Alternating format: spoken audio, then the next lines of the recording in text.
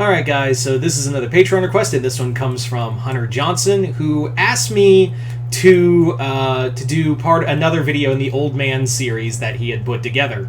Although there was one where I kind of drew the line on and saying no, that being Old Man Thomas, which I was like, yeah, no, I'm not doing Thomas the Tank Engine. I was just like, there's no way. Anyway, so let's get started with this one, which is Old Man Shipwreck. So Old Man Shipwreck is basically a story where this is set after the hero Holocaust, where the villains all got together and killed everyone. Like I said, these are all like based off of the Old Man Logan series. So in here, Shipwreck, the night of the hero Holocaust, what had happened was the Joes were at their base when they got attacked by not just Cobra, but all these other villains. And yeah, to add insult to injury, a Joe ended up betraying everyone and letting Cobra and these united villains in, that being Steeler, who turns out he was stupping the Baroness. So Shipwreck, along with the other Joes, made their final stand, and Shipwreck had his arm cut off and blown out of the base and into the water where he survived. So Polly found him, and the two vanished. 50 years have passed. Shipwreck is now in like his... he's now like 70. Yeah, he's 70. Well, not 50 years, but like, yeah, he's now 70. He's old now. He's like 70 years old, and Polly is long gone. Polly has long since died. The old bird finally kicked it, and now he has Polly 2. Polly 2 is a macaw who says very foul things all the time, like, fuck you, asshole! Or, suck my dick! And he's just like, ah, Christ. Can you just say, Polly want a cracker? No, asshole! However, Shipwreck has more or less been doing something in his... what Shipwreck has been doing for the most part since the hero Holocaust was that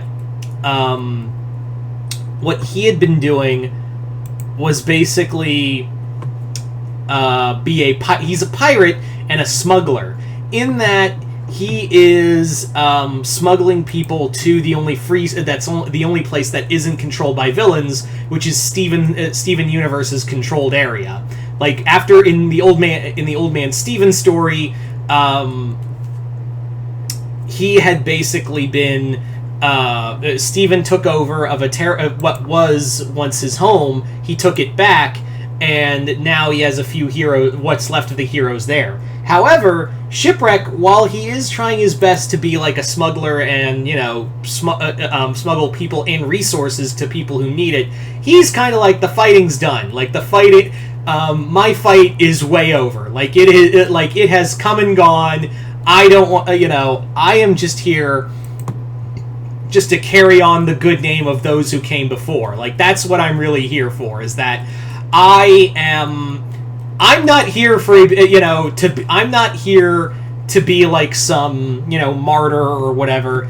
The villains won. Like, the villains won, and they won handedly. I'm just trying to make life just a little bit better for everyone else. Like, that's what he's really trying to do, is that I'm just here to make life a little easier for everybody else. And, yeah. It's kind of like he has that mindset that, he kind of has that same mindset Rambo had in the Rambo 5 movie, or was it 6? I don't know. The one from 2008. Like, yeah, he's just kind of like, fuck the world. But he's still trying his best just to get people to to the one place where he knows they can be safe. However, that kind of changes when he discovers a very special cargo this time around. He discovers a very special person to him in this story, and that is the daughter of Scarlet and Snake Eyes. Yeah, Scarlet and Snake Eyes had a kid. It was hidden. They managed to hide it before they both got killed.